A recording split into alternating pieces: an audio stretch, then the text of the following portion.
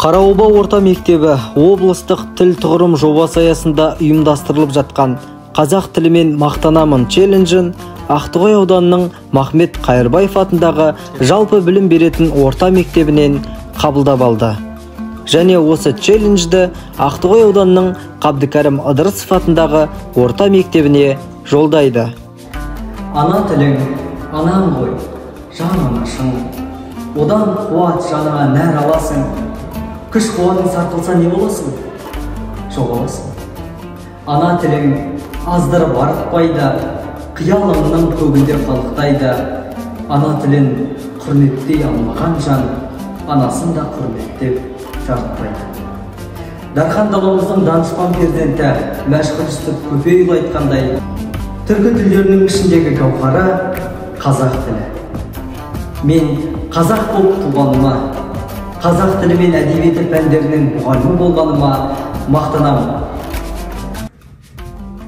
Ал екінші бақытым тілім менің, тас жүректі тіліммен тілімдедім. Кейде дүниеден түңілсем де, қасиетті тілімнен түңілмедім. Мен сөйлегенде құлағыңның құрышын қандыратын, тыңдағанда рухыңды жандыратын қазақ тілімен мақтанамын. Қазақ тілі ең бай, шұрайлы, тегеуріні мықты тіл. Ана тілі арын бұл, ұятым боп тұр бетте. Өзге тілдің бәрін біл, өз тіліңді құрметте. Ана тілін ұмытқан адам өз халқын өткеннен де, болашағынан да қол үзеді. Біз сияқты жалынды жастарға да қазақ тілі ұмытылмайды. Қазақстанның болашағы қазақ тілінде. Туған тілім тірлігімнің айғағы, тілім барда айтылар сыр ойдағы. Өссе тілім мен де бірге өсемін, өшсе тілім мен де бірге өшемін. Тіл халықтың жан дүниесі, тіл менен тағдыры, халықтың тәлім тәрбиесі егіз, және оны құрал ретінде пайдаланады. Тіл болмаса сөз болмайды, сөз болмаса тірліктің мән-мағынасы болмайды. Сондықтан да біз тілімізді қадірлеп, қасиеттеп, үлкен жауапкершілікпен тілге деген құрметімізді күннен-күнге арттыра түсуіміз керек. Сүйемін, қазақ тілі анам тілім. Бесікте жатқанымда берген білім, шыр етіп жерге түскен минутымнан құлағыма сіңірген таныс үнім. Қазақ тілі халқымыздың рухани байлығы. Атадан балаға, ұрпақтан ұрпаққа мирас болып қалып отырған баға жетпес асыл мұра.